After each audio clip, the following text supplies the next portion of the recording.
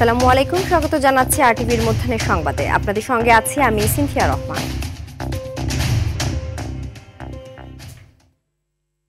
দেশের প্রতিবন্ধী বিদ্যালয়গুলোকে স্বীকৃতি ও এমপিও ভুক্তির দাবিতে অবস্থান কর্মসূচি পালন করছে প্রতিবন্ধী বিদ্যালয়ের শিক্ষক কর্মচারীরা। সকালে জাতীয় প্রেস ক্লাবের সামনে টানা ১৭তম দিনের অবস্থান কর্মসূচি পালন করছে শিক্ষক কর্মচারীরা। আন্দোলনকারী শিক্ষকরা বলেন, মানবেতর জীবনযাপন করেও প্রতিবন্ধী শিক্ষার্থীদের শিক্ষাদানের মাধ্যমে শতভাগ শিক্ষানীতি বাস্তবায়নে কাজ করছেন তারা। তবে সরকার তাদের যৌক্তিক দাবি উপেক্ষা করছে। অবিলম্বে স্বীকৃতি ও এমপিও ভুক্তির দাবি মেনে নেওয়ার আহ্বান জানান শিক্ষক কর্মচারীরা। দাবি না মানা পর্যন্ত আন্দোলন চালিয়ে যাওয়ার কথাও বলছেন শিক্ষকরা। পূরণ করতে পারছি না, প্রত্যেকবার আমাদের আশা দিচ্ছে, আবার আমাদেরকে ফেরত দিচ্ছে। নন এমপিও শিক্ষকরা তারা তাদের বাচ্চাদের ফার্মের মুরগি খাওয়াতে পারছে, প্রাইমারির শিক্ষকরা তাদের বাচ্চাদের পাঙাশ মাছ খাওয়াতে পারছে, কিন্তু আমরা তো আমাদের বাচ্চাদের পুঁটি মাছও খাওয়াতে পারতেছি না। আমরা সমাজ কল্যাণ মন্ত্রণালয়কে বলতে চাই, আমাদের অধিকার যদি আগামী ২৪ ঘন্টার মধ্যে মেনে না হয়, তাহলে হাজার হাজার শিক্ষক রাস্তায় আত্মাহুতি দিয়ে হলেও আমাদের বিজয় অর্জন করব।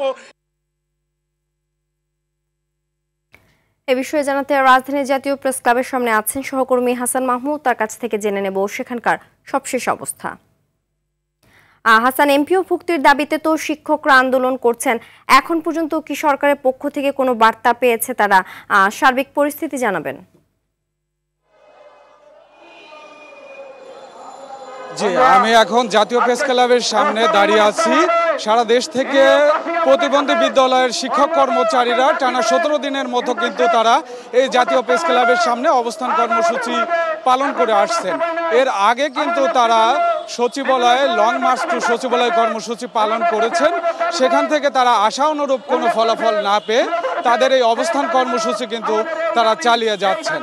তারা কিন্তু বলছেন যে তাদের যে ৫ দফা দাবি রয়েছে, সেই দাবি যদি আদায় না হয় তারা এই রাজপথ ছেড়ে যাবেন না এবং এর চেয়ে কঠোর কর্মসূচি দেওয়ার হুঁশিয়ারি কিন্তু তারা দিয়েছেন।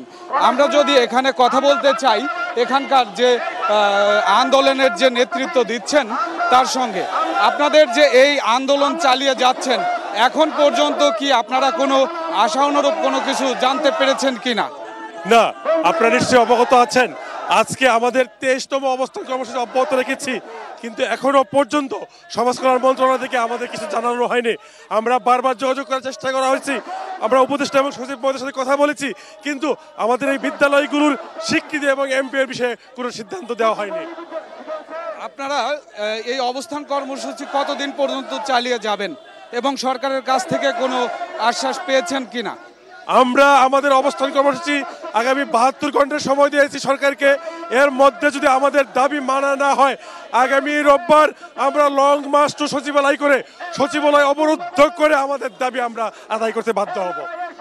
জি, আপনি শুনছিলেন, এখানে কিন্তু যে শিক্ষকরা রয়েছেন বা শিক্ষকদের নেতৃত্ব দিচ্ছেন তিনি কিন্তু বলেছেন যে তাদের দাবি আদায় না হলে তারা সচিবালয়ে টু লং মার্চ কর্মসূচি আবারও ঘোষণা করবেন এবং তাদের যে ৫ দফা দাবি রয়েছে এই দাবি আদায়ে কিন্তু তারা এখানে বিভিন্ন স্লোগান দিচ্ছেন। তো এই ছিল আমার কাছ থেকে সর্বশেষ জাতীয় প্রেস ক্লাবের সামনে থেকে। ধন্যবাদ। আগামী ত্রয়োদশ জাতীয় সংসদ নির্বাচনের পোস্টার প্রচারণায় নিষেধাজ্ঞা রেখেই প্রার্থীর আচরণবিধির গেজেট প্রকাশ করেছে নির্বাচন কমিশন। এক মঞ্চে ইশতেহার ঘোষণা ও আচরণবিধি মানতে প্রার্থী ও দলের অঙ্গীকারনামা দেওয়ার নির্দেশনা থাকছে এবার। সোমবার রাতে রাজনৈতিক দল ও প্রার্থীর আচরণ বিধিমালা জারি করে ইসি। এতে বলা হয়, সোশ্যাল মিডিয়ায় ভোটের প্রচারে কড়াকড়ি আরোপ, অসৎ উদ্দেশ্যে এআই ব্যবহারে মানা, পোস্টার ও ড্রোন ব্যবহারে নিষেধাজ্ঞা সহ আসন প্রতি ২০টিরও বেশি বিলবোর্ডে নিষেধাজ্ঞা থাকছে বিধিতে। আচরণবিধি লঙ্ঘনের সর্বোচ্চ ৬ মাসের কারাদণ্ড ও ১.৫ লাখ টাকা জরিমানা এবং দলের জন্য ১.৫ লাখ টাকা অর্থদণ্ডের বিধান রাখা হয়েছে। প্রয়োজনে তদন্ত সাপেক্ষে প্রার্থিতা বাতিলও হতে পারে।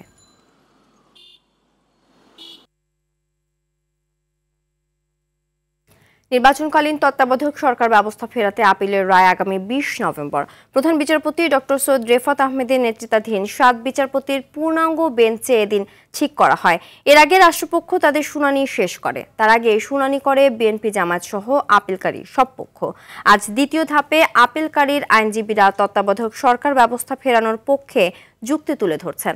গত 27 আগস্ট তত্ত্বাবধায়ক সরকার ব্যবস্থা বাতিলের রায় পুনর্বিবেচনার আবেদনের প্রাথমিক শুনানি শেষে আপিলের অনুমতি দেয় আদালত।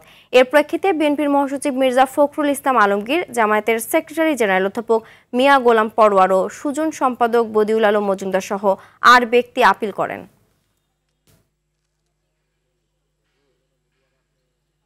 আমরা বলেছি যে 7 জন বিচারপতি, যার জন মধ্যে 4 জন তত্ত্বাবধায়ক সরকার ব্যবস্থা বাতিলের পক্ষে ছিলেন, 3 জন ছিলেন রাখার পক্ষে।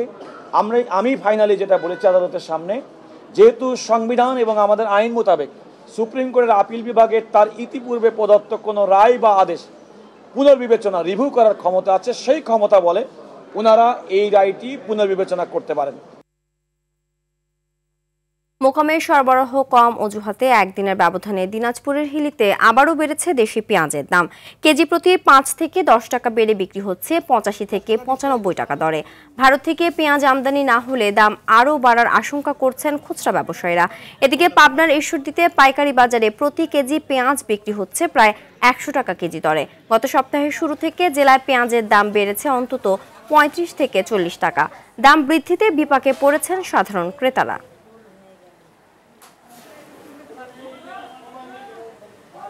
97-98 টাকা, আর খুচরা বেচা হচ্ছে 100 টাকা। পেঁয়াজ এখন শেষের দিক চলে আসছে, লাগানোর পরিমাণ বাড়ছে, প্লাস হচ্ছে গৃহস্থের চাতালের পেঁয়াজ অনেকটা এখন শেষ হয়ে গেছে। নতুন পেঁয়াজ ওঠার আগ পর্যন্ত বাজার কমবে না, কমার সম্ভাবনা কম, যার কারণে পেঁয়াজের বাজারটা ডিফারেন্স করতেছে, কখনো 90 তার উপরে 100, এই পর্যন্তই পেঁয়াজ বেচা কেনা বর্তমান হচ্ছে। রাজধানী বাংলা মোটরে এনসিপির কার্যালয়ের সামনে ককটেল বিস্ফোরণ করেছে দুর্বৃত্তরা। সোমবার রাত 11টায় মোটরসাইকেল যোগে 5টি ককটেল নিক্ষেপ করে পালিয়ে যাবার সময় এনসিপি নেতাকর্মীরা ধাওয়া দিয়ে দুজনকে আটক করে পুলিশে দিয়েছে। ককটেলের আঘাতে এক সিএনজি চালক আহত হয়েছে এবং এনসিপি নেতা শিশিরের মাইক্রোবাস ক্ষতিগ্রস্ত হয়েছে। এদিকে রাজধানী জুড়ে আইনশৃঙ্খলা বাহিনীর কঠোর অবস্থানের মাঝেও গভীর রাতে যাত্রাবাড়ি ও রায়ের বাগে যাত্রীবাহী বাসে আগুন দেওয়ার ঘটনা ঘটেছে।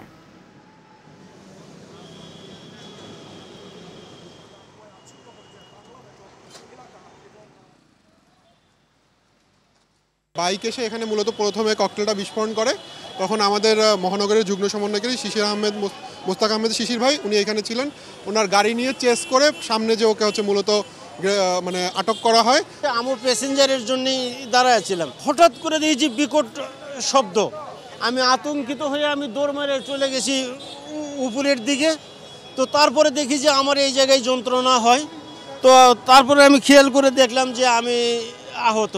পার্টি অফিসের সামনে থেকে গাড়ি নিয়ে যখন মুভ করব, গাড়ি কেবল ড্রাইভার পিক আপ দিচ্ছিল, ঠিক ওই মোমেন্টে আমাদের গাড়ির ঠিক পেছনে তারা ককটেল নিক্ষেপ করে। 15 নভেম্বর বদলে যাচ্ছে পুলিশ ইউনিফর্ম। জুলাইয়ের গণঅভ্যুত্থানে বিতর্কিত ভূমিকায় সমালোচনার মুখোমুখি হয় পুলিশ বাহিনী।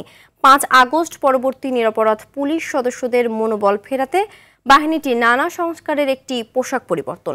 তবে শুধু পোশাক পরিবর্তন নয়, জনগণের সেবক হিসেবে মন মানসিকতার পরিবর্তন জরুরি বলে মনে করেন ঢাকা বিশ্ববিদ্যালয়ের রাষ্ট্রবিজ্ঞানের অধ্যাপক সাব্বির আহমেদ।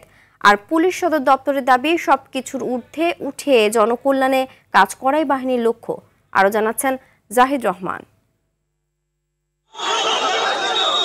গেল 15 বছর স্বৈরাচার ফ্যাসিস্ট সরকার পুলিশ বাহিনীকে ন্যাক্কারজনকভাবে দলীয় ও ব্যক্তি স্বার্থে ব্যবহার করে জনগণের মুখোমুখি দাঁড় করায়। এমনকি গণ অভ্যুত্থানে পুলিশের অনেক সদস্যদের ভূমিকা ছিল জনবিরোধী। এ অবস্থায় বাহিনীটির সংস্কার ও পোশাক পরিবর্তনের দাবি ওঠে। গুলি খাইছে একটা। চলতি মাসের 15 তারিখ থেকে পুলিশকে আর চিরচেনা পোশাকে দেখা যাবে না। কনস্টেবল থেকে শুরু করে আইজিবি পর্যন্ত সব স্তরের সদস্যরা এখন থেকে আয়রন রঙের পোশাক ব্যবহার করবেন। তবে একবারে নয়, বদলাবে পর্যায়ক্রমে। প্রথম ধাপে মহানগর পুলিশ, হাইওয়ে, নৌ পুলিশ ও পিবিআই এর সদস্যদের নতুন পোশাক দেওয়া হচ্ছে। অভিভাবক তো পরেই পড়বে আর কি, এটা হচ্ছে আমাদের। সুতরাং পর্যায়ক্রমে, যেহেতু এটা একটা পর্যায়ক্রমে দেওয়া হবে, একসাথে তো অতগুলা কাপড় সরবরাহ করার মতো পরিস্থিতি নাই। তো ইনিশিয়ালি মেট্রোপলিটন এবং আমি বিশেষায়িত ইউনিট যেগুলো বললাম, এই পিবিআই, নৌ পুলিশ, এরা আগে পড়বে। পুলিশের নিরাপদ কর্মপরিবেশ নিশ্চিত না হলে নতুন পোশাকে কোনো তাৎপর্য বহন করবে না বলে মনে করেন এ বিশেষজ্ঞ। পোশাক পরিবর্তনের মাধ্যমে আমার মনে হয় খুব বড় ধরনের কোনো পরিবর্তন হবে না, যদি আপনি প্রফেশনালিজমের জায়গাটাকে শক্তিশালী করতে না পারেন। অর্থাৎ পুলিশকে যদি আপনি দলীয়ভাবে প্রভাবিত করেন তো ও তো চাকরি বাঁচানোর জন্য আপনার কথা শুনবে। লাভ হবে আপনার, কিন্তু ক্ষতি হবে দেশে। তবে যে কোনোভাবে প্রভাবমুক্ত রাখা গেলে দায়িত্ব পালনে যথাযথ ভূমিকা রাখতে পারবে বাহিনীর সদস্যরা। পুলিশ নিজেই চ্যালেঞ্জের মধ্যে ছিল, এখন ওভারকাম করার চেষ্টা করতেছে, তাকে মনোবল ফেরানোর চেষ্টা করতেছে। এখন নতুন পোশাকে হয়তোবা নতুন মানুষ হয়তোবা কেমন আচরণ করে এটা আমার মনে হয় পাবলিকই ভালো বলতে হবে। নির্বাচন হওয়ার আগেই তো এটা বাস্তবায়ন হওয়া খুব প্রয়োজন আছে বলে আমি মনে করি। তা আমার মনে হয় সরকারের হাতে এখনো কিছুটা সময় আছে। তারা অন্ততপক্ষে পুলিশ বাহিনীর মধ্যে যে নৈতিক মনোবল, সেই মনোবলটা ফিরায় আনার জন্য হলেও তারা এই কমিশনের রিপোর্টটাকে বাস্তবায়ন করার দিকে মনোযোগ দেওয়া উচিত। অন্যদিকে র্যাবের পোশাকের বিষয়ে এখনো কোনো সিদ্ধান্ত হয়নি। র্যাব সূত্রে জানা গেছে বাহিনী সদস্যরা আপাতত কালো রঙের পোশাকেই থাকবেন। জাহিদ রহমান, RTV, ঢাকা। মধ্যাহ্নের সংবাদ এ পর্যন্তই। দুপুরের সংবাদ পৌনে 2টায় দেখার আমন্ত্রণ রইল। ধন্যবাদ সবাইকে।